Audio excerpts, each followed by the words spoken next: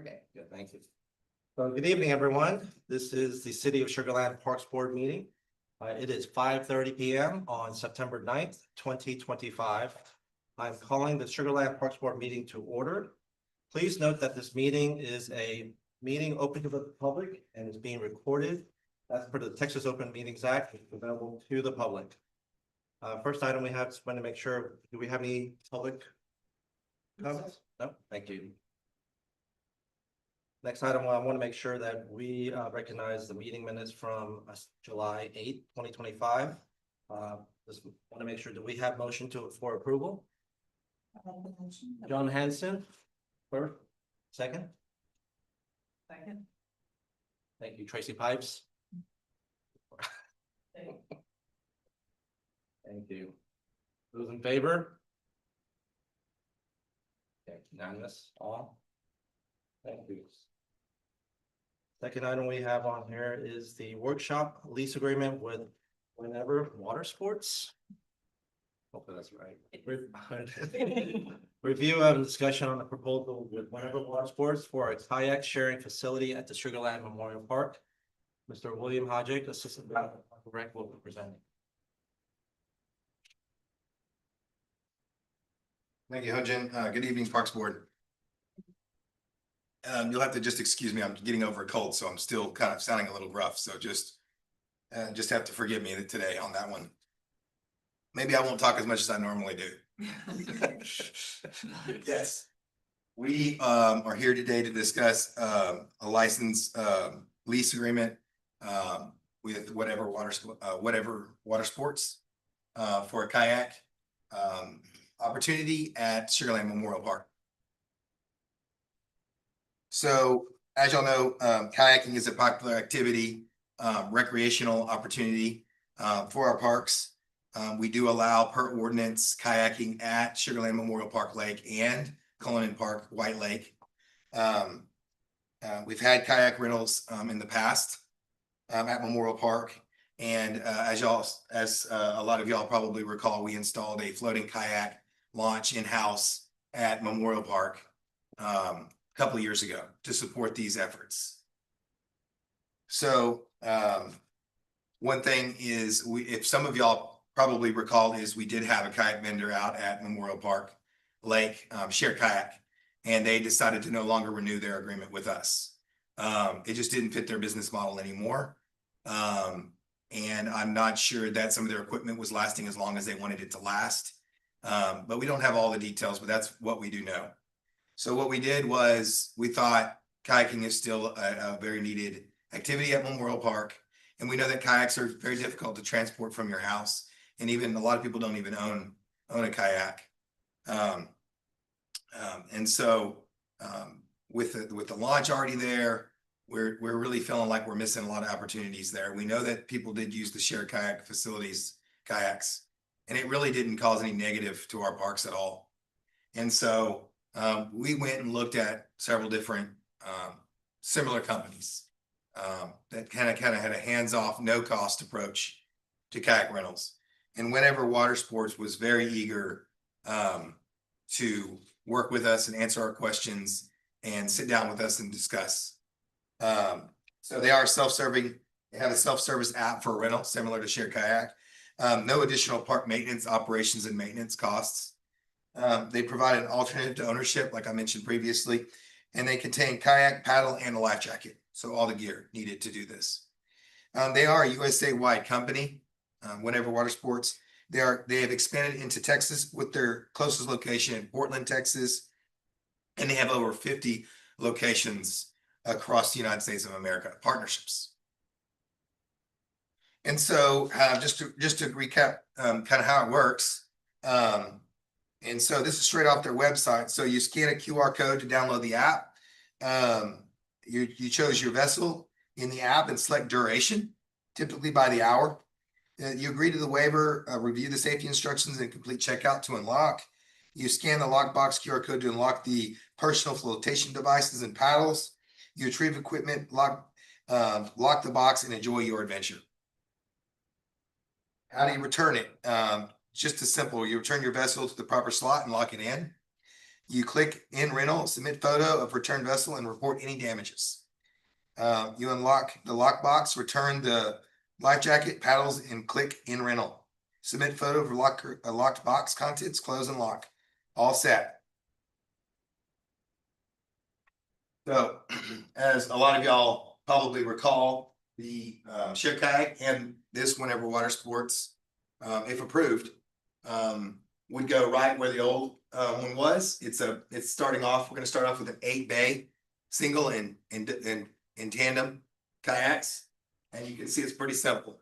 No roof, no structure, and then there's the lockbox for the personal flotation devices and the paddles. And so it's $100. So the agreement currently has them paying us $100 base rent, and then we're going to receive additional 5% of their gross revenue. The terms is 5-year term with additional 1-year renewals, 1 5-year renewals. Maintained and operated by Whenever Water Sports, and again, no upfront cost to the city, to the Parks Department. This is Memorial Park, and so you can see it's just right there. And then our floating kayak is not in this Google image for some reason, but it's right there. And of course, we have a kayak rule sign that's right there, already in place. So as a reminder, kayaking, canoeing is already allowed at this park. This is just an opportunity for them to rent through a self-serving kiosk. Additional considerations is Whenever Water Sports will provide the insurance, of course, waivers. Users are required to follow all laws. Additional terms and conditions acknowledged by the user. Terms and conditions are similar to the last one. Renter is at least 18 years of age. Renter is capable of safely operating and handling equipment. Renter takes full responsibility for their actions. In case of damages, renter will pay WW for the damages. Renter is responsible for taking the kayak back and locking it. WW is not responsible for any incidents or accidents. Payment in full at the time of rental. So of course, the next steps after discussion here tonight, in answering any questions that y'all have, we would like to move this to City Council, hopefully in October, for their approval of this license lease agreement. And then Whenever Water Sports would submit construction plans to me, so I can submit those to permitting and inspections for their kayak holders. I wouldn't call it a facility, it's just a locker. And then of course, get permits for those kiosks, and then of course, get it signed by the city manager and issue them notice to proceed, and then let them start advertising it. And of course, we would also support the notice advertising method similar to how we do Go Ape and all the other lease agreements that we have in our parks. And so short and sweet, I know, but I'm here to answer any questions that y'all might have. Questions? Yes, sir. For the previous kayak, I guess, company, did they have any issues that you're aware of in terms of the rentals that citizens complained about, or anything in regards to that? Yeah, let's see. I'm only aware of a few. One time I saw a user complain that it was muddy in front of the kayak launch, so we actually extended the launch to 10 feet ramp, and then my guys added some DG there. That was the only one I recall. I know that towards the end, I saw some of the equipment not kind of being placed back into the holder, and I don't know if that's just an issue from the user's end or just curtailment issues from Share Kayak's end. But other than that, I didn't see anything alarming or wasn't notified of anything alarming at all. Go ahead, Sonny, go ahead. Do you know what the volume was in the previous vendor, or what kind of volume you're expecting from this?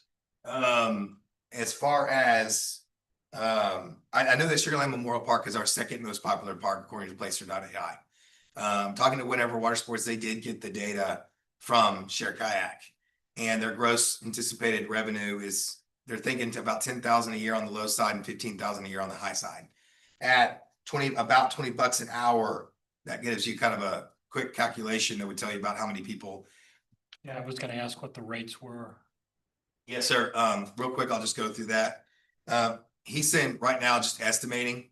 He's not sure of the final numbers, but right now it's looking likely he'd like to do single kayak for 1 hour, about $20 an hour.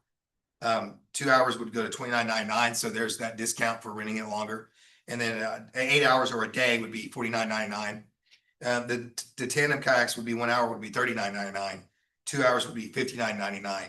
And then the 8 hour or the day rate would be $79.99. They are looking into a half day rate as well, but they're not 100% sure on that. So that's where he's landing at. In general, do you guys have any input or discussion with the vendors on their pricing? Does that ever come up in your ongoing, in your lease terms with them, or Not that I'm aware of. let's just leave it to them? Okay. And that's the same in with GoApe as well. That's leave it up to their marketing and their management. Thank you. Jesse? You may have already mentioned this, but what is the length of the lease agreement? It's 5-year initial term, 1 year with option to renew 5 more 1-year terms. So it's an additional 5-year term. And then after that, it has to get renewed every year for 5 additional years. And what kind of liability is included, I guess, with if a rider is under the age of 18? So it sounds like you would have to be 18 to rent the kayak. Yep. But I'm assuming that you could have a child with you. Yes, you can. And in the agreement, it states that, well, in their waiver, it states that the supervisor of 18 or older is responsible for anybody younger than 18 that's with them. Okay. In their waiver. Obviously, because under 18, you're not allowed to enter into a contract. Jesse? How deep is the lake and does it ever dry up when we have droughts? Good question. Yeah. So I've been here 12 years and it's dried up once on me in that drought that we had last year. It's full again. I've seen the lake overflowing, Yes. but there is stipulations in the contract that we can close it if we need to close it for inclement weather. And that would include drought. So unfortunately, that's when the kayaks was not available during that. But I will say, luckily, the weather turned and it started raining. It hasn't stopped raining. And now the lake is full again. But how deep is the lake? I get that question a lot more than you think I would get. And now that I've seen it dry, I can literally tell you it's not that deep of a lake. I would say the average depth of that lake is probably 3 feet. The deepest I think it is probably right now is probably about 5, maybe 6 feet deep if you're lucky. I think the average depth is 3.5-ish feet. It's a very shallow lake. And of course, they need to be wearing their personal flotation devices, right? So this is without, I'm sure this is already talked about. Excuse me. Liability wise, I just want to make sure that, I mean, again, this is probably already on the table discussion. The attorneys are aware there's no liability against the city. This was written up by our legal staff. Perfect. It went back and forth with some iterations with whatever water sports, but it was written up through a legal request with our legal staff. Indemnification, insurance requirements, City of Sugar Land as additional insured. Thank you, sir. Yes, sir. I saw you shared the instructions on how to rent, but will there be rules about the age requirement and if kids are allowed? Is that gonna be, Yeah, in the terms and conditions, it states all those things. so they'll see it when they actually scan the. So I'll ask the hard question.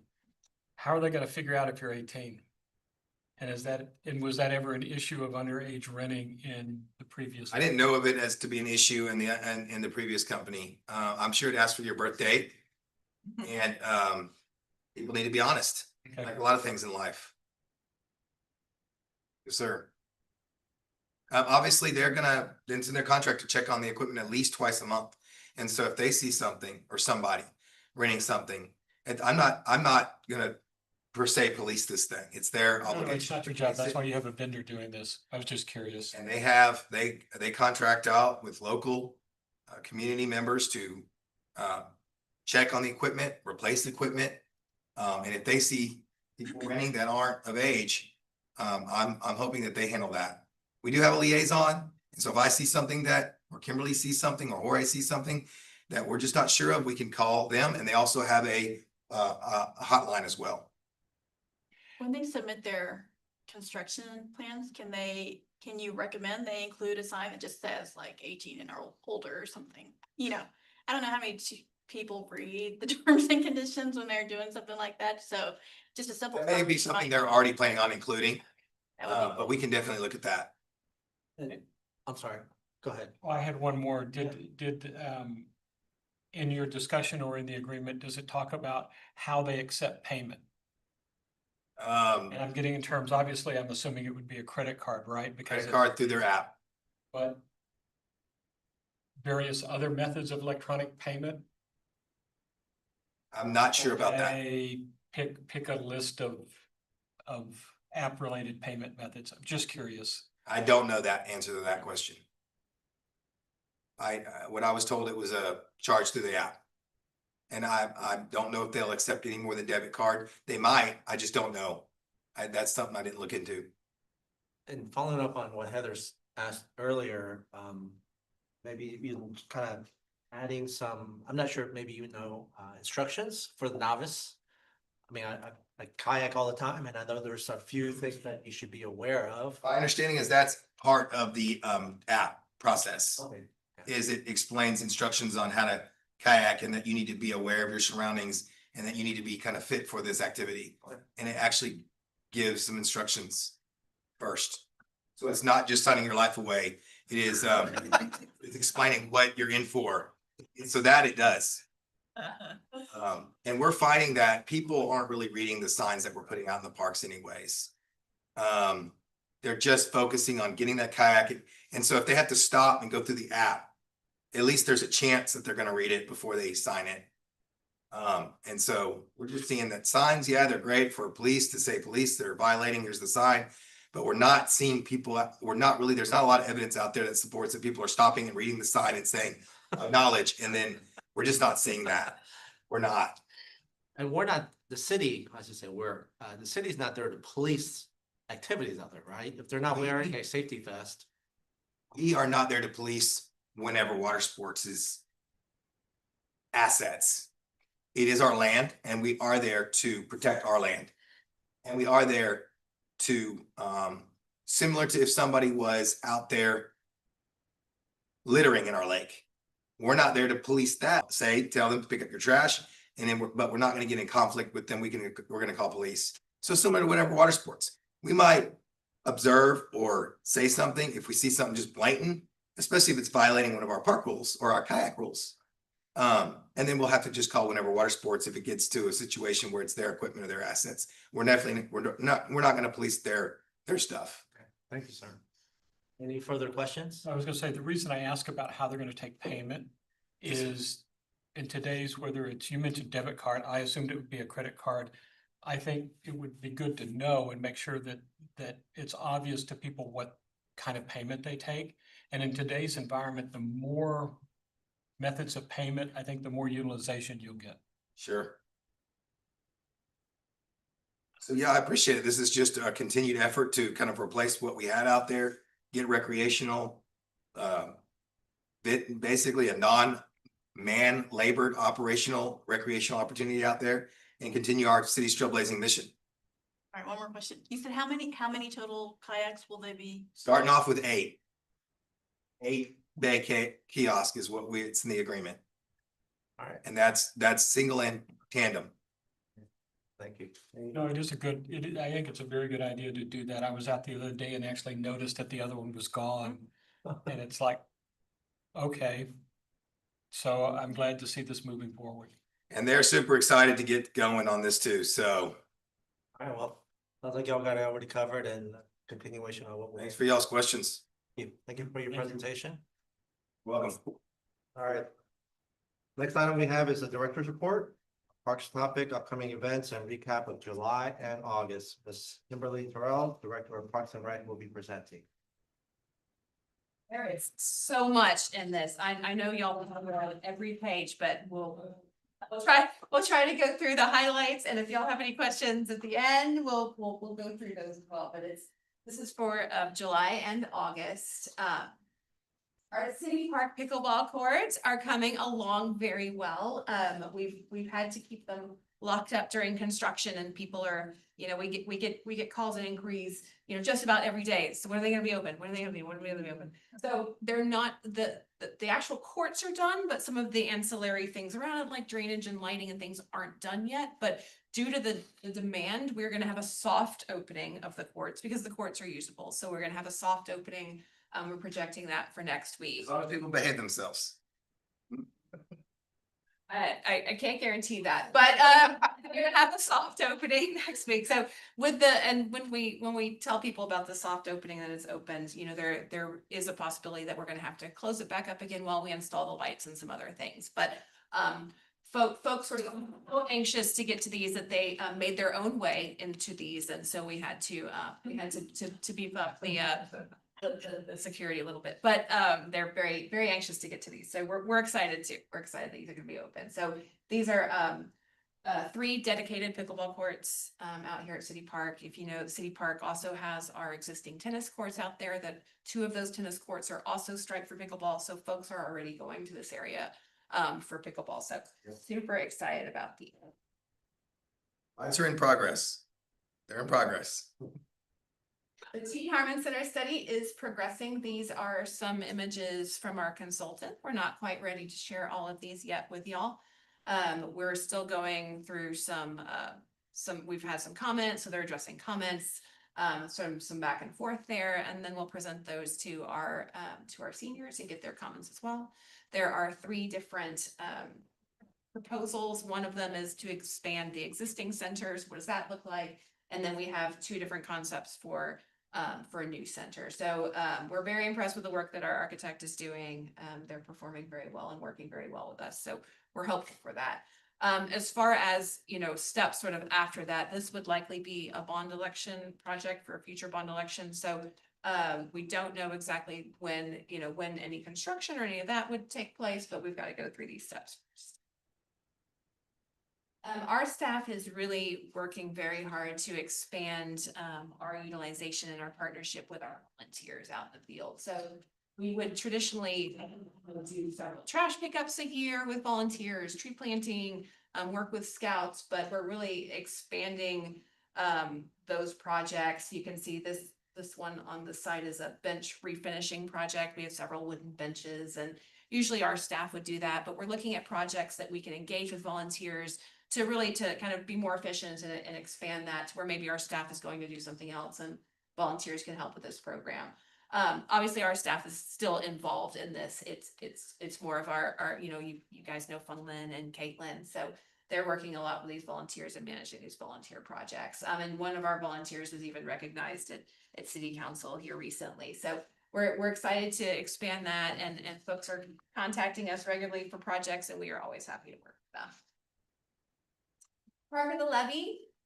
This is in the, if you recall this project, this is in the River Park subdivision. Lid 10 funded the improvement to this park. So as you can see, the park is coming along very well. As a reminder, sort of for some of the program elements here, pickleball, there's a practice tennis, there's some bocce ball, bocce ball, and some additional trails in there. So that is coming along. We'll let y'all know when the ribbon cutting is going to be programmed for that, but super excited to expand our recreational opportunities in partnership with Lid 10. Park maintenance, as always, they are doing a tremendous job.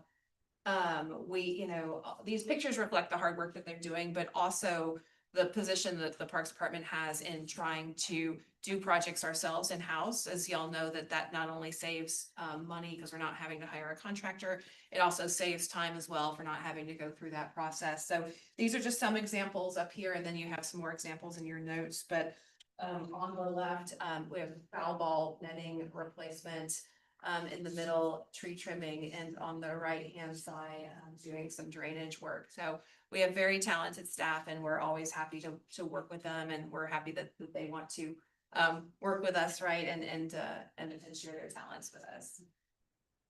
And we also do some roofing work as well.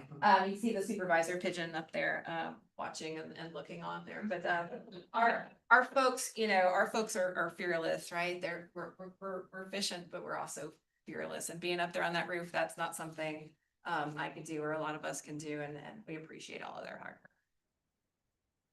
Our summer camps, of course, are over now, but they did tremendously. You know, a few years ago, we transitioned from doing the summer camps in-house to contracting it out with providers. So we were able to partner with 15 organizations this last year to offer summer camps. We had 800 campers across those 2 months, which is up from 650 campers from last year. So we're just, you know, we're working very hard. Our staff works closely with Michelle as well to put everything out on social media. And it's very interesting to see the trends, and we track it. It's like, okay, how many people did we get because we put this out on social media? We're very data driven. So that's always exciting to see. I had to look this one. So I had to look, you know, STEM, right? But we had STEAM, and what is STEAM? STEAM is science, technology, engineering, arts, and math. So we had sport camps, STEAM camps, and coding classes as well. And the sporting camps are always very popular. Lots of happy kids there. They did great.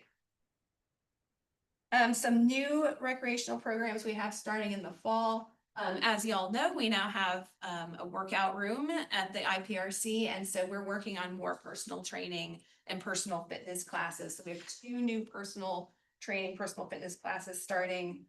We've also got some coding classes, and then the Wild School is back again. The Wild School is an outdoor program for little ones that takes place in Cullinan Park. It's really pretty cool. We like to get kids outdoors. I'm also excited. This is a nerdy bird thing. So we have a rare bird at Cullinan Park. I know it's like Michelle doesn't care about my nerdy bird thing. So there's this bird at Cullinan Park that showed up. There was a press release, it was on the news last week. It is a snail kite. It is a raptor. We have, if y'all are familiar with apple snails, they're large invasive snails that occur in our waterways that aren't from here. And so, of course, the bird is its predator, and it's not from here. But I guess now the bird has discovered that, hey, there's food here.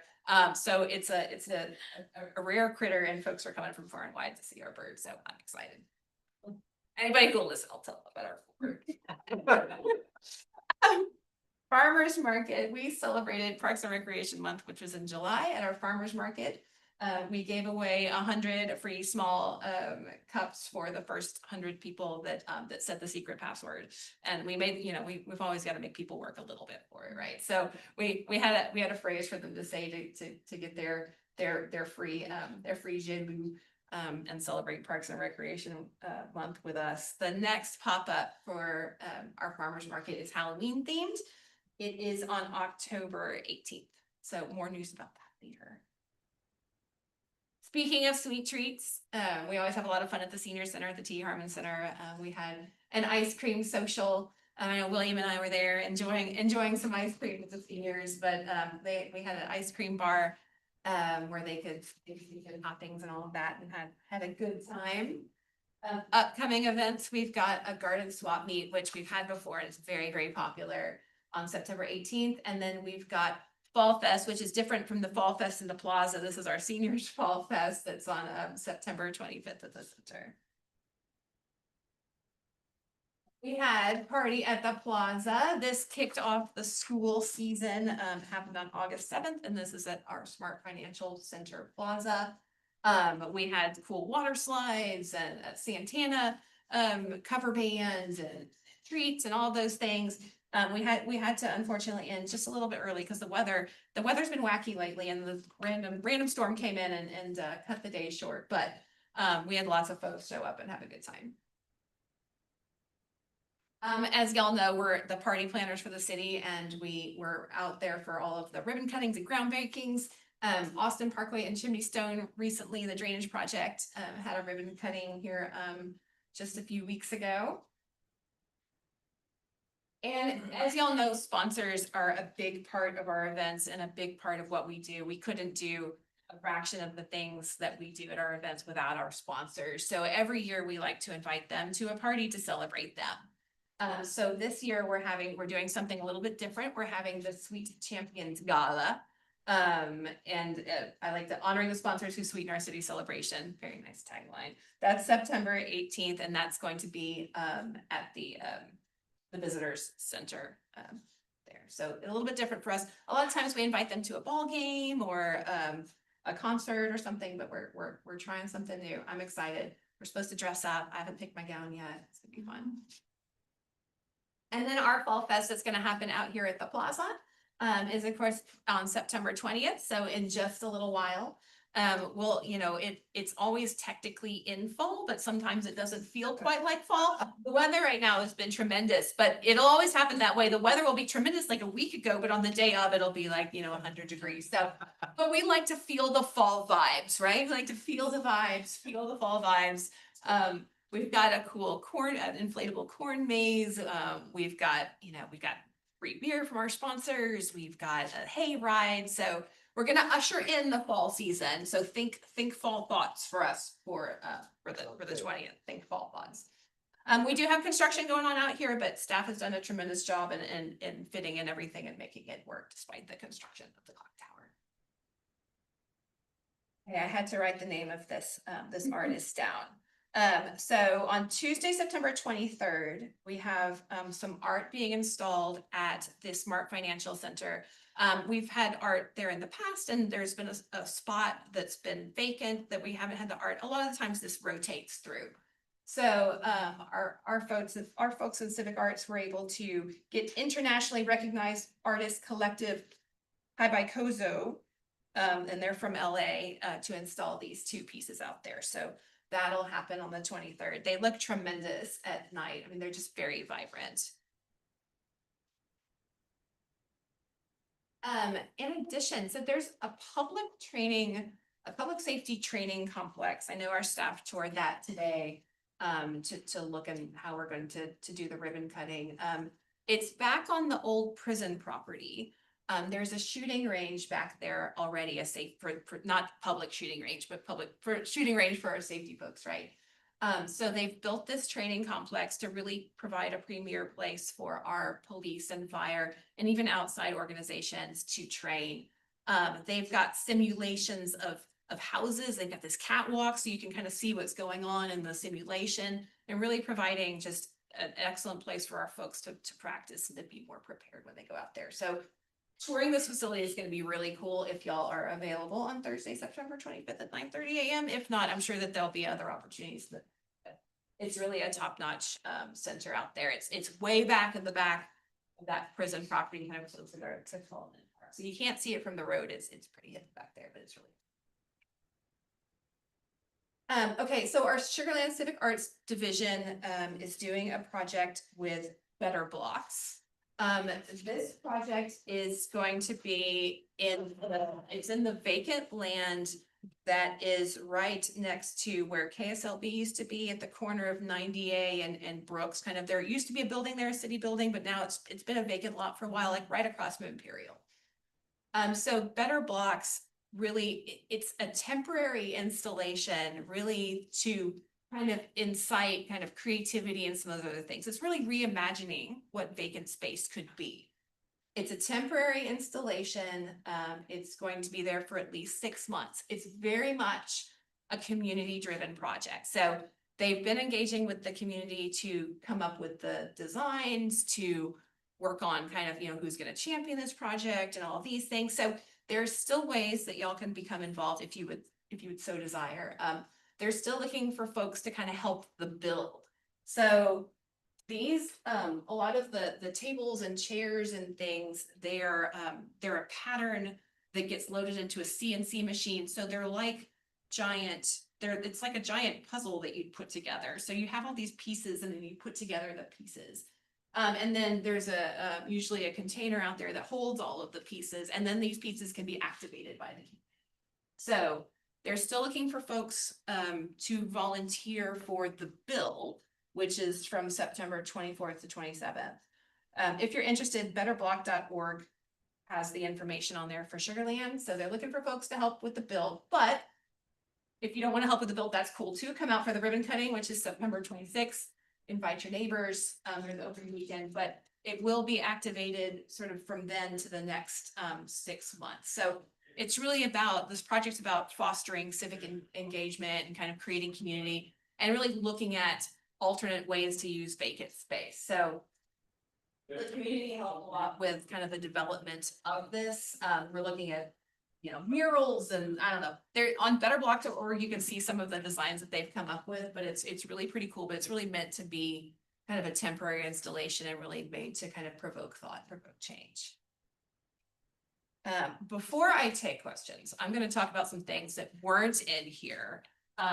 So William and his merry group of assistant directors are doing something new and exciting and different this weekend. So I wanted to make sure that I talked to y'all about it because you can watch it on ESPN. It's that cool. So William had been pitching this for a while and everybody's just been kind of blowing him off for the most part, but pitched it pretty hard this time, I think. And so there's a Red Bull competition called Flugtag. If you guys are familiar, you're gonna have to look at some videos. I don't have any videos, but you can look up Flugtag. It's like Flugtag. It's launching a handmade plane off of essentially a cliff into a lake. And the competition is to see how far, you know, it can go. And so the Sugarland team was chosen from a whole bunch of teams. There's like only like 9 teams. And so the Sugarland, they wrote a compelling application and a compelling story. So they have been working very hard on designing the plane, building the plane, wrapping the plane. They have costumes, they have a cheer, they have a little skit. They have lots of things, but it'll be on ESPN this weekend on Saturday. And I don't know, Michelle, if you send that out to everybody, if they can send a link or something, so we can, so y'all can tune in and watch. Has the competition already happened? No, there's a voting piece. You can be voting right now for your fan favorite. So, you know, small plug there. But it's in Irving and it's on Saturday. And so, yeah, we're the last team that will be jumping off the cliff. William is the pilot. So he'll be pushed off of the cliff and Do you have to be in the plane? It's not. Have to be in the plane. yes. Wait a minute. Not really. It sounds almost like those Japanese game shows where you just kind of do some crazy stuff. Yes. So that's Building, ultimate team building is all I gotta say.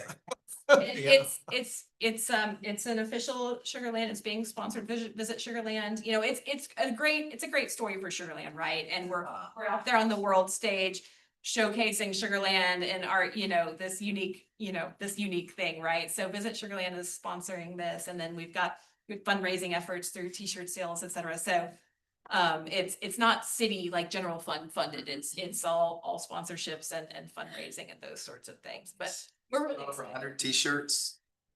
We're the Sugarland Sugar Knots. We're loosely based on Space Cowboys theme. So we are. And there's a lot of people involved, not just the 5 that are in the stage. There's Brianna's helped me so much with the t-shirts and just helping me through it mentally. Got a guy at the airport, Ken, who's just designed the plane, and we've just got so many people involved. It's gonna be a lot of fun, a lot of work, but it's been a lot of fun. So this will be shown live on ESPN? There's a chance it's gonna be on ESPN. Right now, Red Bull's saying, they're not sure where they're gonna live stream it from. It will definitely be live streamed. They haven't given me the information on the live stream yet. As soon as I get it, it'll go to Michelle and she'll send it out to y'all. We'll be around noon on Saturday, this Saturday. Nice. How far do you fall? He's flying. No, it's flying. Hopefully more this way than this way. Ramp, it's a 55-foot long ramp, about 30 foot above the water. The idea is that I glide down to the bottom. Most people do not. They go pretty straight down. We're hoping that we get some lift with our plane that's very well built, but we have no idea how to test it. There's no way to test it. Built, but it's built with PCV pipe and saran wrap. It's well built. It's 99% PVC pipe and saran wrap. Wear a life jacket and a helmet. Shrink wrap, great airplane movie. You wrap you in shrink wrap or something. Too heavy. We're almost at the 400-pound weight limit, and so I'm literally on a diet, trying to lose weight. Not eating a whole lot in the last couple of weeks. It's just mostly about, like Kimberly said, showcasing Sugarland, having some fun with some coworkers and having a little fun along the way. Fantastic. So we are excited to showcase Sugarland on the world stage, which transitions into FIFA, where we'll also be showcasing Sugarland on the world stage, right? So Houston is hosting some of the games, but we are the only city that signed up to be an affiliate. So we'll have exclusive rights to show games and have events. And we also anticipate quite a few folks will be coming into our airport because it's awesome. And it's a lot, sometimes for these folks, it's a lot easier to navigate than, you know, the bigger airports. So we've been planning for this for a while now already. And so just know that everything in the background on our end is kind of happening with multiple different departments to kind of plan how this will be. And we want to make sure that we're in some shape with all, you know, all of our activations, et cetera. So everybody's working really hard, but we were excited if you saw the press release and kind of the activations that came out last week. But there's a lot of information out there on kind of all of the things that are happening, and you'll see some additional things coming up. But the last game that Houston is hosting is on July 4th, and they're hosting several games before that. So you'll see more on that. And I'm happy to take any other questions. Comments, questions? No? Everly, oh, Just quick question, the pickleball courts, is there like a reservation system that'll be required for those? So the reservations are not required, they're first come, but you can reserve them if you so wish. You don't have to, though. Anybody is welcome, it's first come. We're putting up roll signs that explain the order you should go in, and then holders to reserve your spot. thank you. So already on the calendar. I see that. Simplest thing to do is Google Red Bull Dallas Fort Worth 2025, and it pops up right away. You can vote for us. You can see us. See all the teams. You'll see Sugar Knots. Sugarland is one of, we have Sugarland in our name. And then you can vote for us in the polls. So we're currently leading the fan favorite. Have you watched this before? We did it. Been wanting to do this for a long, long time. Problem was nobody else wanted to do it with me. And it wasn't, and also it wasn't close. I mean, Irving, you know, close-ish, but then magically, like, the stars aligned and, you know, William talked enough and then it became close. And so the opportunity was born. We want to look at, and seeing what it would take to maybe bring it to Sugarland one day. Brooks Lake, 20th, right? 20th? Have to build a bridge. it's this weekend. Oh, this weekend. It's this weekend, so it's gonna be Saturday, the 13th at noon. The picture. you said?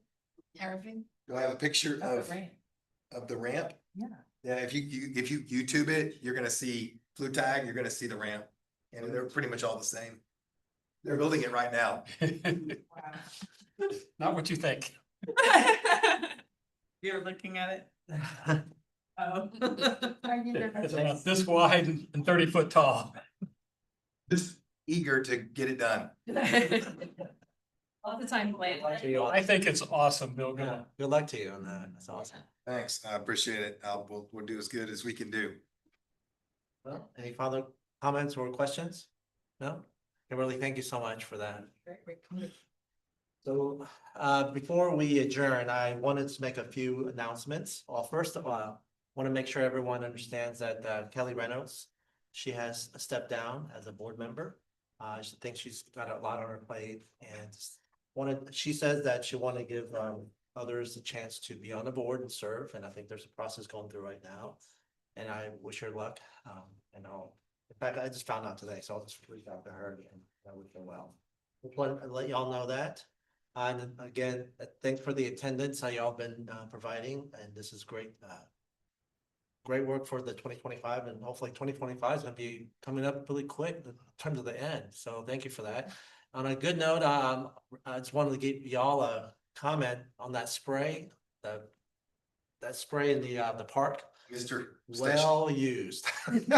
My running group has actually made a video. Video, I was very impressed. Much love for the video. So they were super excited, and it gets used all the time, and it's so awesome. That's much appreciated. They wanted me to send that down. Thank you all for that. So with that said, I will take a motion for adjourn. Motion. Sunny Johnston. Thank you, Heather Gillian. With that said, we are adjourned. Thank you. Give our Wybord governments leaving us our regards, please. I'm sorry. give her our regards that I will. we appreciate her having been on the board. Yeah, Well, we- sure will. Sure will. Thank you. Now, I have to be I'm always, sometimes I have to be the bearer of bad news. And so I'm making it sound like so bad. I'm really building this up incorrectly. So